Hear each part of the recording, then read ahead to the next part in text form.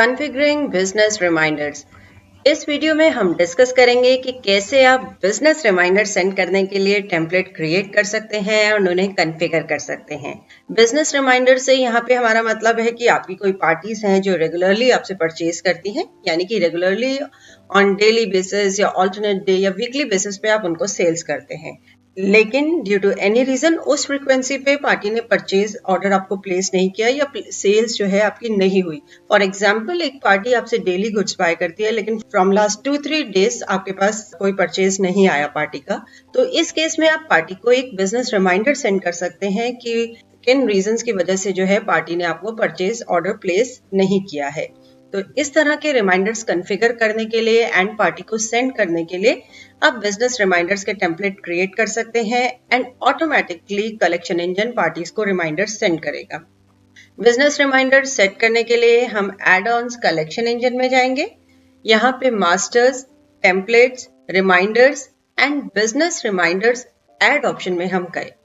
सबसे पहले हमने बिजनेस रिमाइंडर टेम्पलेट का नेम बताया।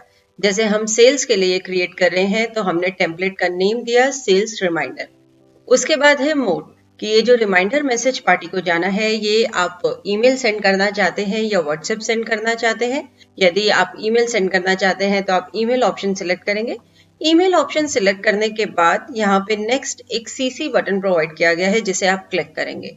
सीसी बटन प्रेस करने के बाद आप बताएंगे यूजर नेम, यानी कि कौन से यूजर की ईमेल कॉन्फ़िगरेशन पिक करनी है ईमेल सेंड करने के लिए। बिजी में ईमेल कॉन्फ़िगरेशन आप configuration email configuration option use करके यूजर वाइज बता सकते हैं, तो वो ईमेल कॉन्फ़िगरेशन यूज होगी इन पर्टिकुलर यूजर की ईमेल सेंड करने के लिए।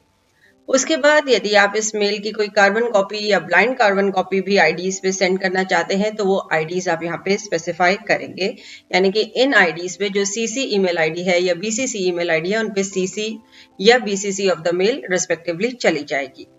नेक्स्ट आप यहाँ पे सब्जेक्ट स्पेसिफाई करेंगे, यानी कि जो आपकी ईमेल सेंड होनी है उसका सब्जेक्ट क्या रहेगा। And then is show party name subject. यदि आप इस ऑप्शन को एनेबल करते हैं तो जो आपकी पार्टी का नेम है वो भी सब्जेक्ट में जो आपने स्पेसिफाई किया है उसके साथ अपेंड हो जाएगा। देन यदि अगर आप ईमेल ना सेंड करके व्हाट्सएप सेंड करना चाहते हैं तो आप मोड में व्हाट्सएप ऑप्शन सिलेक्ट करेंगे। यहाँ पे देखिए एक ऑप्शन आ रही है पिक व्हाट्सएप नंबर। यदि आप इस ऑप्शन को एनेबल करते हैं तो पार्टी के अकाउंट मास्टर में व्हाट्सएप नंबर फील्ड में जो आपने मोबाइल नंबर स्पेसिफाई किया होगा उस पर व्हाट्सएप मैसेज यानी कि बिजनेस रिमाइंडर सेंड हो जाएगा।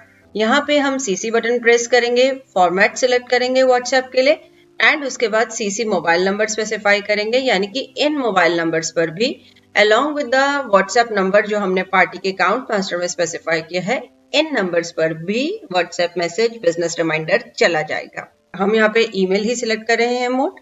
उसके बाद राइट हैंड साइड पे हम आते हैं ग्रुप सिलेक्ट करते हैं, यानी कि आपको ऑल या सन्ड्री डेटर्स सभी ग्रुप्स की पार्टीज को ये सेंड करना है मैसेज या फिर सन्ड्री डेटर्स ही आपको यहाँ पे सिलेक्ट करने हैं। हमने सन्ड्री डेटर्स ग्रुप सिलेक्ट किया। उसके बाद है सेल्समैन। यहाँ पे यदि आप किसी पर्टिकुलर सेल्समैन पे फिल्टर अप्लाई करना चाहते हैं तो वो आप सिलेक्ट कर सकते हैं। जो सेल्समैन आप यहाँ सिलेक्ट करेंगे, जिन भी पार्टीज में वो सेल्समैन टैग होगा वो यहाँ स्क्रीन पे शो हो जाएंगी। नेक्स्ट है ऑप्शनल फील्ड। यदि आप ऑप्शनल फील्ड डेटा के बेसिस पे कोई फिल्टर अप्लाई करना चाहते हैं तो आप यहाँ पे ऑप्शनल फील्ड सिलेक्ट करेंगे, डेटा स्पेसिफाई करेंगे एंड जिन पार्टीज की ऑप्शनल फील्ड में ये डेटा होगा वो यहाँ स्क्रीन पे शो हो जाएंगी। लोड बटन प्रेस करेंगे पार्टीज को स्क्रीन पे लोड करने के लिए, तो ये देखिए पार्टीज का डेटा आपको स्क्रीन पे नजर आ रहा है, यानी कि जितने भी हमारे सन्ड्री डेटर्स हैं वो यहाँ पे है। आप सिलेक्ट करेंगे जिनके लिए भी ये बिजनेस रिमाइंडर आप क्रिएट करना चाहते हैं। उसके बाद नेक्स्ट लेफ्ट हैंड साइड पे है फ्रीक्वेंसी, यानी कि ये रिमाइंडर मैसेज जो है आप डेली भेजना चाहते हैं, ऑल्टरनेट डेज पे, वीकली बेसिस पे, तो वो आप यहाँ पे सिलेक्ट कर सकते हैं। जैसे हमने यहाँ पे डेली ऑप्शन सिलेक्ट किया एंड उसके बाद टाइम स्पेसिफाई किया कि किस टाइम पे ये रिमाइंडर मैसेज पार्टी को सेंड होना है। देन उसके बाद है अटैच, यानी कि आप कोई अटैचमेंट सेंड करना चाहते हैं। आपने कोई सेल्स रिमाइंडर के फॉर्मेट सेट कर रखे हैं, वर्ड में या पीडीएफ फाइल बना रखी है, तो वो आप यहाँ पे अटैच कर सकते हैं। हमने एक ये सेल्स रिमाइंडर फाइल बना रखी है, उसको हम यहाँ पे अटैच कर रहे हैं। Then is body section. यहाँ पे आप ऑल्ट डी की यूज करके डिफॉल्ट फॉर्मेट भी लोड कर सकते हैं या फिर आप खुद भी यहाँ पे टाइप कर सकते हैं जो भी रिमाइंडर मैसेज आपको पार्टी को सेंड करना है। जैसे हमने यहाँ पे पूरा मैसेज टाइप किया है, यहाँ पे F4 की यूज करके आप फील्ड्स भी पिक कर सकते हैं, like party name, company name, ये फील्ड्स हमने डायरेक्टली डेटाबेस से पिक करी हैं। उसके बाद है reminder, pick business reminder days from optional field. यदि आप इस फील्ड को डिसेबल्ड रहने देते हैं, यानी कि आप इस फील्ड को सिलेक्ट नहीं करते, तो यहाँ पे आप नंबर ऑफ डेज बताएंगे कि कितने नंबर ऑफ डेज के बाद पार्टी को मैसेज सेंड करना शुरू करना है। कितने नंबर ऑफ डेज से मतलब है कि कितने दिन तक आपके पास बिजनेस नहीं आया, सेल नहीं हुई, उसके बाद से मैसेज शुरू करना है। यानी कि आपने अगर यहाँ पे 10 डेज स्पेसिफाई किया है, तो लास्ट सेल्स वाउचर के बाद जब 10 डेज हो जाएंगे तो पार्टी को बिजनेस रिमाइंडर जाना शुरू होगा। यदि आप इस ऑप्शन को pick business reminder days from optional field इसे एनेबल करते हैं, तो यहाँ पे आप बताएंगे कि कौन सी ऑप्शनल फील्ड में जो है पार्टी के डेज आपने स्पेसिफाई कर रखे हैं। देखिए इसमें डिफरेंस ये है कि एक तो हो गया जेनेरिक, यहाँ पे आपने ऑप्शनल फील्ड से डेटा पिक नहीं किया, आपने नंबर ऑफ डेज बता दिए 10, तो वो हर पार्टी के लिए एप्लीकेबल हो गए।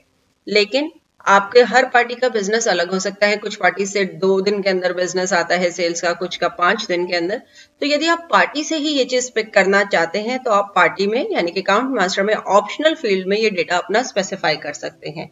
तो हर पार्टी के ऑप्शनल फील्ड में जितने डे स्पेसिफाई होंगे उसके अकॉर्डिंग ही बिजनेस रिमाइंडर पार्टी को चला जाएगा। नेक्स्ट है remind for business and days, यानी कि कब तक पार्टी को रिमाइंड कराना है। यानी कि जैसे आपने यहाँ 10 डेज स्पेसिफाई किया है, तो जब आपने फर्स्ट बिजनेस रिमाइंडर भेजा अप टू 10 डेज ही हम बिजनेस रिमाइंडर सेंड करेंगे, उसके बाद सेंड नहीं करेंगे।